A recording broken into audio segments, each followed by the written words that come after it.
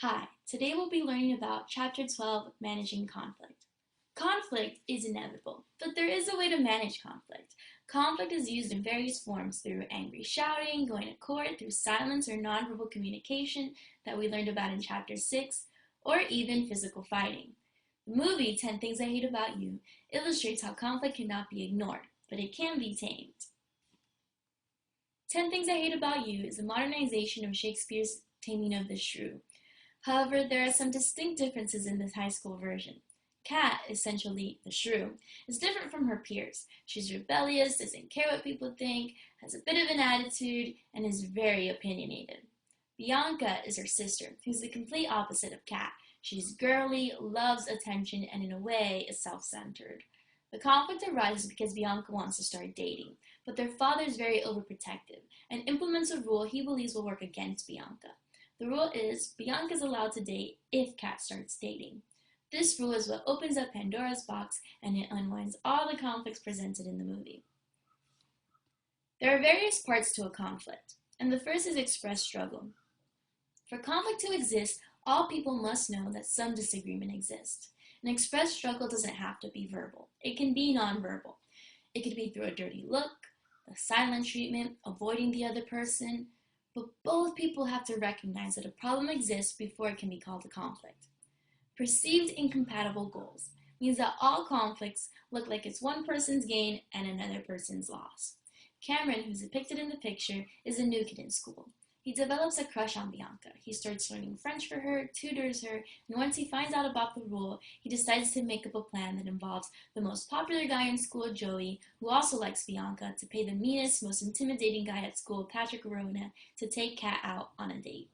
And in all of this, Cameron looks like he's getting the bad end of the deal. He's doing all this work just to get one girl. Perceived scarce resources means that conflict exists when people believe there isn't enough of something to go around. This could be affection, money, but in this case, it's love.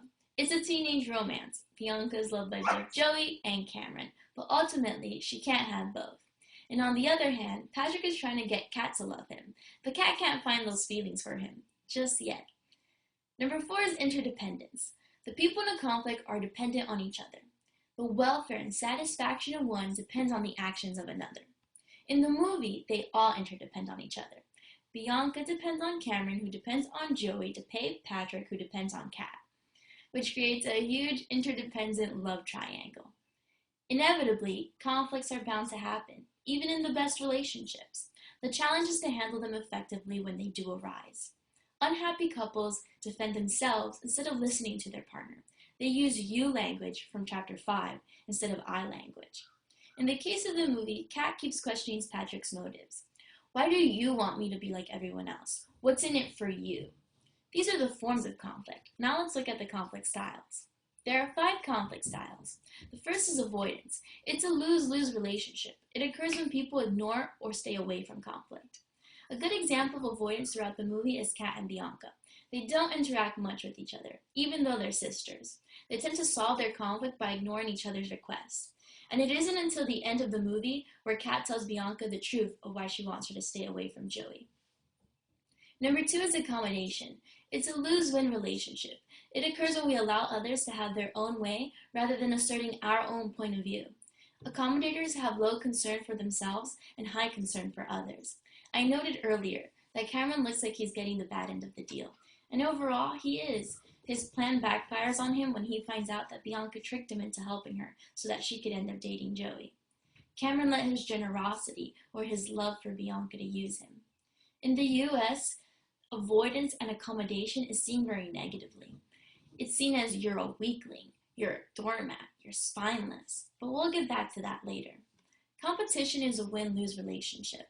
It involves high concern for self and low concern for others. And Joey is a great example of competition. The way he solves conflict of dating Bianca is by paying Patrick to date Kat. And in the end, this plan fails him as well. Bianca no longer wants to be with him, and Patrick has genuine feelings for Kat. There's a concept in competition called crazy making. It means that there's a tactic designed to punish another person without direct confrontation. For example, if someone agrees to you to your face but has a different agenda behind your back, which is what Patrick did. He took Joey's money even though he was giving advice to Cameron about Bianca, which we can also see from the picture. Number 4 is compromise. It's a negotiated lose-lose. It gives both people some of what they want, although both sacrifice a part of their goals. It's partial satisfaction. Patrick and Kat compromise each other's rebellious attitudes.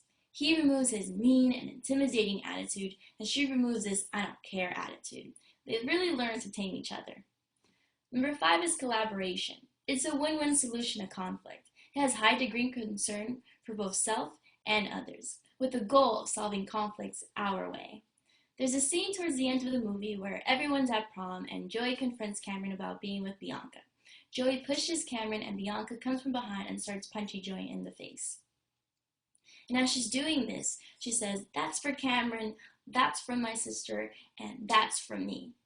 I'm not saying that punching is the way to manage conflict, but if we look at it from the perspective of Bianca and Kat, in that moment, Bianca and Kat finally collaborate as sisters to put an end to the Joey conflict. They both agree and know it is better to be yourself than it is to care about what anybody else thinks, especially Joey. If you're debating on what style to use, it depends on 3 factors. First is the situation. You have to accommodate when someone has more power than you, like Bianca and Kat accommodating to their father's request. Number 2 is the other person. Sometimes the other person isn't interested or good at collaborating. In the case of Joey, he was someone that no one could get him to collaborate. That's why he ends up being used so much. And number 3 is your goals. When you want to solve a problem, it's generally good to be assertive. It's good to have the I message from chapter 5. The best example in the movie is Kat's poem. It uses both I and you language, but at the end of the poem, it has less emphasis on the you and more on the I. She says at the end, "But mostly, I hate the way I don't hate you." Not even close, not even a little bit, not even at all. This shows how Kat is asserting her feelings in front of the entire classroom, using I language.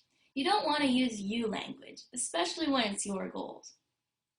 And lastly, I want to bring to your attention the variables in conflict style. There are 2 powerful variables. The first is gender.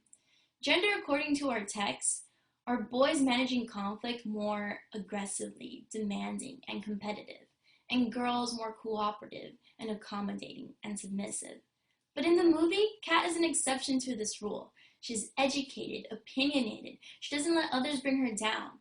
The irony is that the movie is based on the taming of the shrew, which is all about being submissive. But Kat, even at the end of the movie, still doesn't act submissive.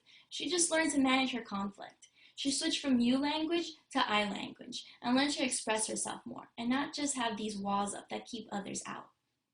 And for culture, I mentioned that in the US, it's bad to be seen as accommodating and avoidance. It looks like you're a doormat. But I think that the biggest takeaway is that self-concept is more powerful than any culture. It really does depend on how you think and react to conflict. You have to ask yourself, are you being influenced by gender, culture, or yourself? And the answer to that question is how you will tame the shrew or manage the conflict you have. Thanks for watching.